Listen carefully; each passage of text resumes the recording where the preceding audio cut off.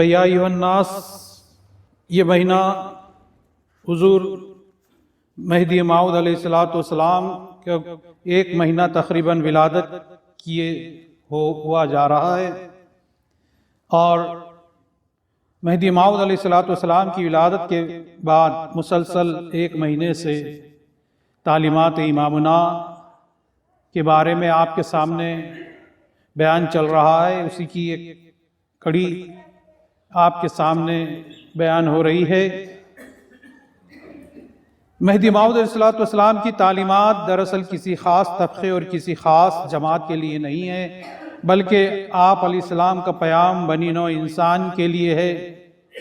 ہر فرد کے لیے ہے جو خدا کا بندہ ہے۔ مہدی موعود علیہ السلام کی دعوت کا حقیقی مقصد انسان کے دل اور دماغ کو رسم و عادت اور بدعت سے پاک کرنا تھا، چونکہ آپ علیہ السلام کی تشریف آوری سے پہلے لوگوں نے اور خصوصاً علماء نے ایک اپنا الگ عقیدہ بنا رکھا تھا۔ خدا پرستی کی جگہ شخصیت پرستی، عزت پرستی، خود پرستی اور چھٹی چھلوں میں حاضری دینا دین کا اہم فریضہ سمجھا جانے لگا تھا۔ مسلمانوں میں تقریباً ان کی بڑی تعداد مذہب کی روح سے ناواقف تھی۔ ٹھیک ایسے وقت میں اللہ تعالیٰ کے اس حکم کے تحت کہ ثم ان علینا بیانا، اے محمد صلی اللہ علیہ وسلم ہم پھر کبھی قرآن کا بیان کریں گے، اس اللہ کے حکم کے تحت ایک وقت مقررہ کے بعد اللہ کے حکم سے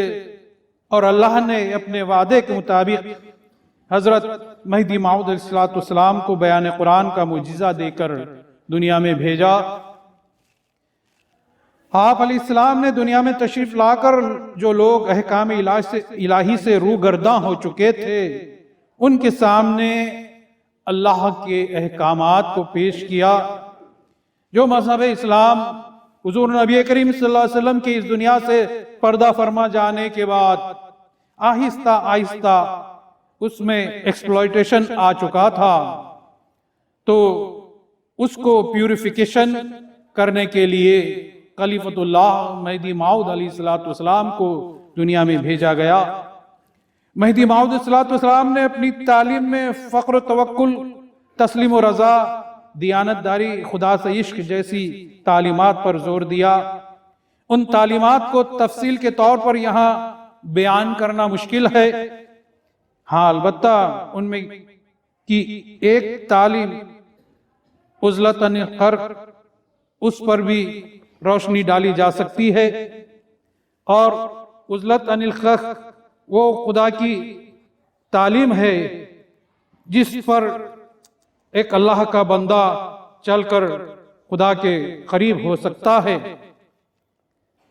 اگر ہم اپنی زندگی پر غور کریں تو ایسے بیسوں مثالیں ملیں گی کہ انسان غیر ضروری مصروفیات میں اگر مبتلا ہو جائے تو اپنا اصل مقصد وہ چھوٹ جاتا ہے۔ مثال کے طور پر آپ کو کسی کام پر جانا ہے، عین اسی وقت آپ کا کوئی دوست آ پہنچے اور آپ اپنے دوست کے ساتھ بات چیت میں بیٹھ جائیں تو آپ اپنے جس کام کا ارادہ آپ نے کیا تھا وہ ادھورا رہ جائے گا۔ دوسری مثال، آپ کسی امتحان کی تیاری میں مصروف ہیں،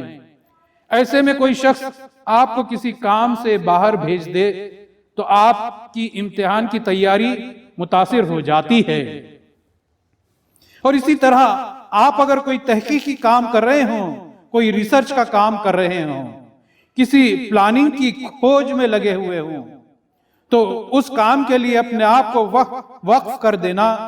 ضروری ہو جاتا ہے۔ آپ کو دوسرے دنیاوی معاملات، کسی سے ملنا جھلنا چھوڑ کر اپنی مصروفیت میں لگ جانا پڑتا ہے۔ آپ کو ان مثالوں سے معلوم ہوا کہ اپنا مقصد حاصل کرنے کے لیے اپنے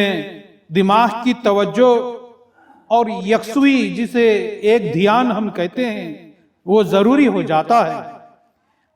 آپ کو اپنے اصل مقصد کی طرف متوجہ ہونا پڑتا ہے اور اپنے آپ کو دوسری مصروفیتوں سے الگ کر لینا پڑتا ہے۔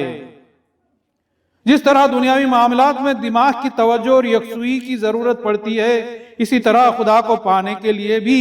دماغ کی یکسوئی کی ضرورت پڑتی ہے۔ یہی نہیں بلکہ خدا کی عبادت اور بندگی میں بھی، جیسے نماز ہی کیوں نہ ہو، اس میں بھی یکسوئی کی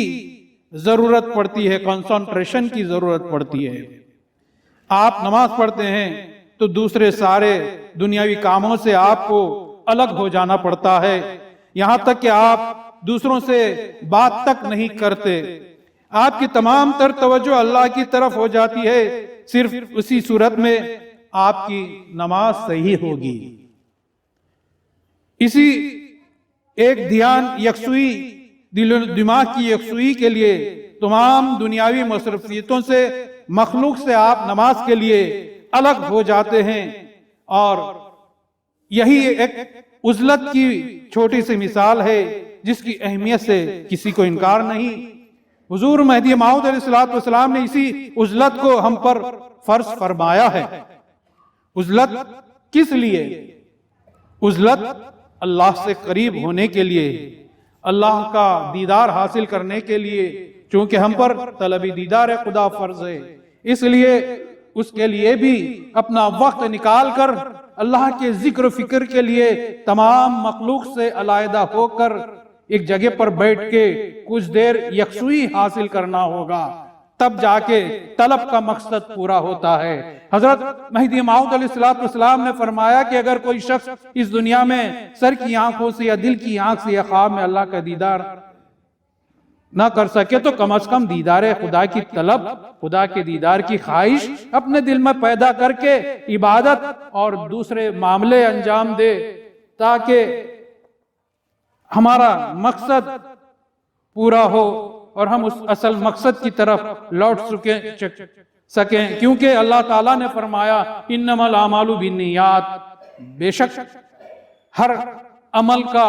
دار و مدار نیت پر ہوتا ہے۔ تو ہم چاہے نماز ہو، دوسری عبادت ہو، ہماری نیت صرف خدا کو طلب کرنے کی ہو، تب جا کر وہ مقصد پورا ہوتا ہے۔ اور جو شخص اللہ کی دیدار سے محروم رہے یا دیدار کی خواہش بھی دل میں نہ رکھے، طلب نہ رکھے، تو وہ مومن نہیں رہ سکتا۔ لہٰذا قرآن شریف کی ایک آیت پر غور فرمائیے کہ اللہ کا فرمان سورہ یونس میں یوں ہے، ترجمہ پیش کیے دیتا ہوں کہ جو لوگ ہمارے لقاء یعنی دیدار کی امید نہیں رکھتے اور دنیا کی زندگی سے خوش ہو گئے اور اسی پر جمے رہے، اور جو لوگ ہماری نشانیوں سے غافل رہے، ان سب کا ٹھکانہ ان کے اعمال کی وجہ سے دوزخ ہے۔ میرے محترم بھائیوں، اللہ سے قریب ہونے کے لیے، اللہ کی دیدار کے لیے مخصوص مخلوق سے کچھ دیر کے لیے دوری بھی ضروری ہے۔ کسی نے کیا خوب کہا ہے کہ ترک لفظ کو سمجھا نہیں تم نے اب تک، سب کے ہو جاؤ گے تو پھر اس کے بنو گے کیسے؟ تو اس لیے اس کے بننے کے لیے سب سے کچھ دیر کے لیے، کچھ وقت کے لیے الگ ہونا ہی پڑتا ہے۔ حضرات، عزلت جو کہ ولایت میں فرض ہے، جیسے کہ شریعت میں نماز، روزہ وغیرہ فرض ہے، ایسے اہم رکن عزلت کو ہم بھول چکے ہیں۔ عزلت کے فرض ہونے کے سلسلے میں قرآن کی اور ایک آیت وَاذْكُرِ اسْمَ رَبِّكَ وَتَبَتَّلْ إِلَيْهِ تَبْتِيلًا، یعنی اللہ تعالیٰ نے قرآن میں فرمایا، جس کا ترجمہ یوں ہوا کہ اپنے پروردگار کا ذکر کرتے رہو اور سب سے الگ ہو کر اسی کے ہو رہو، یعنی اللہ تعالیٰ بھی یہی کہہ رہا ہے۔ بعض مرتبہ ہمارے یہاں یہ ہوتا ہے کہ کسی کی تقریبات، چہلم اور زیارت وغیرہ ہو تو سب یہاں پر فجر کی نماز کے بعد جو ذکر اللہ میں بیٹھے ہوئے رہتے ہیں، کچھ لوگوں کی عادت ہوتی ہے کہ وہ باہر جا کر بیٹھ جاتے ہیں اور گفتگو میں مصروف ہو جاتے ہیں۔ کیا ایسے لوگوں پر ذکر فرض نہیں جو مسجد میں بیٹھے ہوئے ذکر کر رہے ہیں؟ ہم مہدوی ہونے کے ناطے سب پر ذکر فرض ہوتا ہے، اس لیے ہمیں اس بات کا خیال رکھنا چاہیے۔ اور انبیاء کرام کی پاکیزہ زندگی پر غور کیا جائے تو وہاں بھی عزلت پائی جائے گی۔ چنانچہ حضرت ابراہیم علیہ السلام کے اس قول کو قرآن اور ارشاد فرمایا کہ انی ذاہب الی ربی سیہدین۔ موسیٰ علیہ السلام نے، حضرت ابراہیم علیہ السلام نے بھی عزلت اختیار کی، اور دیگر انبیاء کرام نے بھی عزلت اختیار کی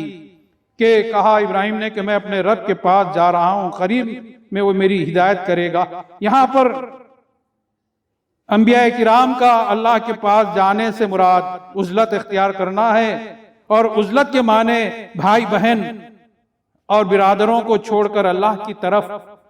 یکسوئی کے لیے الگ ہو جانا۔ اصحاب کہف سے اللہ تعالیٰ نے کہا کہ جب علیحدہ ہوئے ان کافروں سے، ان معبودوں سے جن کو یہ اللہ کے سوا پوچھتے ہیں، تب چل بیٹھو فلاں، یعنی غار میں، اس کا نام عزلت ہے۔ اصحاب کہف جس غار میں بیٹھتے تھے تمام مخلوق سے علیحدہ ہو کر وہ صرف اللہ کی عبادت کرتے تھے، تو اصحاب کہف نے بھی عزلت اختیار کی۔ اسی سے معلوم ہوا کہ عزلت کی کیا اہمیت ہے۔ حضرت موسیٰ علیہ السلام بھی مخلوق سے دور خدا کی یاد کے لیے 40 دن آپ نے عزلت اختیار کی، یہاں تک کہ ہمارے آقا حضور نبی کریم صلی اللہ علیہ وسلم نے بھی غار حرا میں ایک مدت تک مخلوق سے علیحدہ رہ کر ذکر و فکر کرتے رہے، تب جا کے آپ کو نبوت ملی۔ آپ صلی اللہ علیہ وسلم نے بھی عزلت اختیار کی، اس لیے معلوم ہوا کہ محمد رسول اللہ صلی اللہ علیہ وسلم کے لیے بھی عزلت تھی اور اصحاب رسول کے لیے بھی عزلت تھی۔ خود اصحاب صفا اس کی جیتی جاگتی مثال ہیں۔ رسول صلی اللہ علیہ وسلم کے یہ خدا رسیدہ اصحاب مدینہ منورہ کی مسجد نبوی میں صفا نامی چبوترے پر جو حج کو جا چکے ہیں، اور وہ مدینہ منورہ میں جو ایک چبوترا حضور نبی کریم صلی اللہ علیہ وسلم کے روضے اطہر کے بازو میں ہے، جسے صفا کے چبوترے سے جانا جاتا ہے، اس کو بھی دیکھا ہوگا۔ وہیں پر بیٹھ کر اصحاب صفا تمام مخلوق سے علیحدہ ہو کر اللہ کے ذکر میں مصروف ہو جایا کرتے تھے، وہی وہ عزلت اختیار کیے ہوئے تھے اور یاد الہی میں بیٹھے رہتے تھے، اور وہ چبوترا آج بھی مسجد نبوی میں موجود ہے۔ اور اسی طرح حضور مہدی موعود علیہ السلام نے آپ علیہ السلام کے اصحاب نے بحکم الہی